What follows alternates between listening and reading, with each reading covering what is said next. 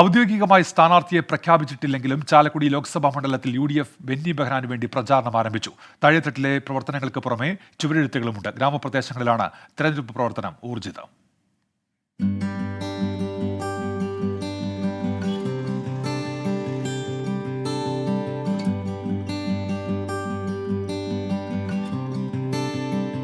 മുകുന്ദപുരം ലോക്സഭാ മണ്ഡലമാണ് 2008 ചാലക്കുടിയായത്. UDFന്റെ അടിയുറച്ച കോട്ട. പക്ഷേ ഇടതട്ടിമറികൾക്കും മണ്ഡലം സാക്ഷിയായി. കഴിഞ്ഞ തെരഞ്ഞെടുപ്പിലെ 1.5 ലക്ഷത്തിന്റെ ഭൂരിപക്ഷം ഇക്കുറി വർദ്ധിപ്പിക്കാനാകുമെന്നാണ് UDF പ്രതീക്ഷ.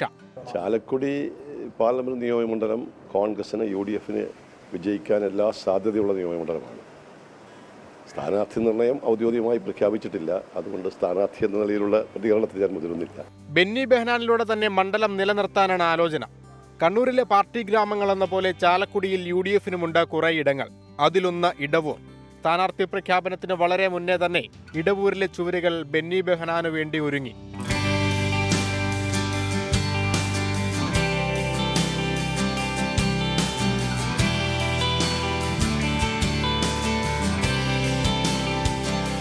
നിലവിൽ ഞങ്ങൾക്കൊരു ആശങ്കയുമില്ല. പാർട്ടി ഔദ്യോഗികമായി പ്രഖ്യാപിക്കാത്തത് കൊണ്ട് മാത്രമാണ് ഞങ്ങൾ ഈ ചുവരിൽ സ്ഥാനാർത്ഥിയുടെ പേര് എഴുതാത്തത്.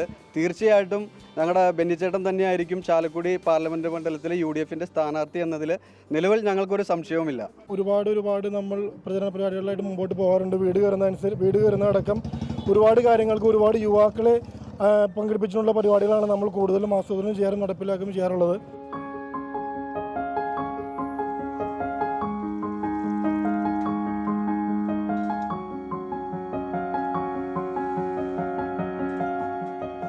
ഇടവൂരിന്റെ രാഷ്ട്രീയ കേന്ദ്രമാണിത്. സത്യവിലാസം ടീ ഷോപ്പ്.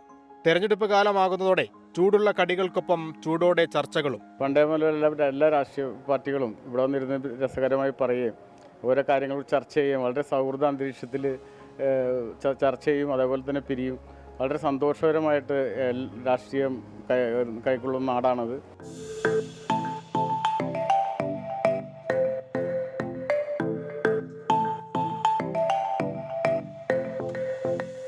അങ്ങനെ ഗ്രാമനഗര വ്യത്യാസമില്ലാതെ ഒരു തെരഞ്ഞെടുപ്പ് കാലത്തെ കൂടി വരവേൽക്കാൻ എല്ലാവരും ഒരുങ്ങുകയാണ്. ഇടവൂരിൽ നിന്നും VS രാഹുലിനൊപ്പം അശ്വിൻ പാലാഴി, 24.